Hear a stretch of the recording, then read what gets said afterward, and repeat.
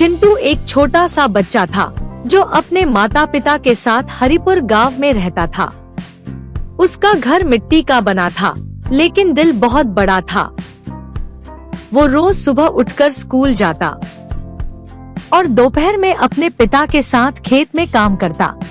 पापा, जब मैं बड़ा हो जाऊंगा तो आपका सारा खेत मैं खुद जोतूंगा।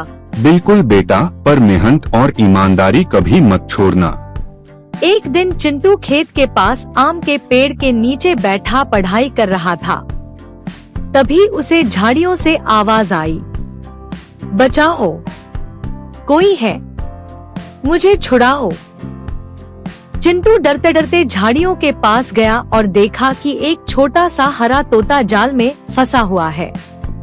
चिंटू ने बिना सोचे समझे तोते को जाल से निकालकर आजाद कर दिया। तुमने मुझे बचाया, अब मैं तुम्हारी मदद करूंगा। मैं एक जादुई तोता हूँ। चिंटू आंखें बड़ी बड़ी कर देखता रह गया। तुम बोलते हो? हाँ, और अब से तुम मेरी बात सुन सकते हो। तुमने मुझे बचाया, अब मैं तुम्हारी मदद करूंगा। मैं एक जादुई तोता हूँ। उस दिन के बाद से तोता रोज चिंटू के पास आने लगा। वो उसे नई नई बातें सिखाता, कहानियाँ सुनाता और समय पर पढ़ाई करवाता। चिंटू की पढ़ाई में भी सुधार होने लगा और खेत में भी वो अब और मेहनत से काम करने लगा।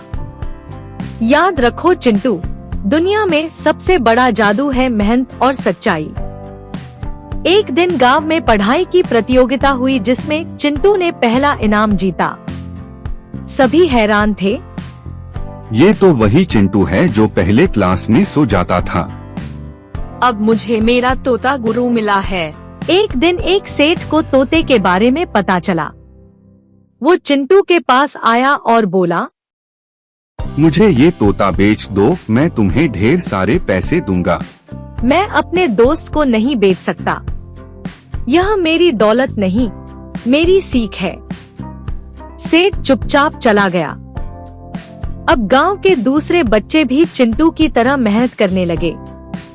चिंटू उन्हें पढ़ाई में मदद करता, खेत के बारे में बताता और सिखाता कि कोई काम छोटा नहीं होता। गांव का प्रधान एक दिन बोला, चिंटू, तुमने हमारा गांव बदल दिया है। हम सबको तुम पर गर्व।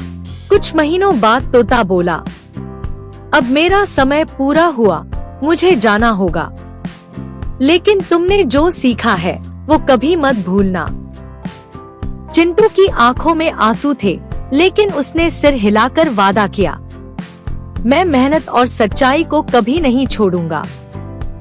तोता उड़ गया, लेकिन चिंटू की जिंदगी हमेशा के लिए बदल गई। तो दोस्तों, कैसी लगी आपको चिंटू और उसके जादुई तोते की यह कहानी? हमें तो बहुत मजा आया।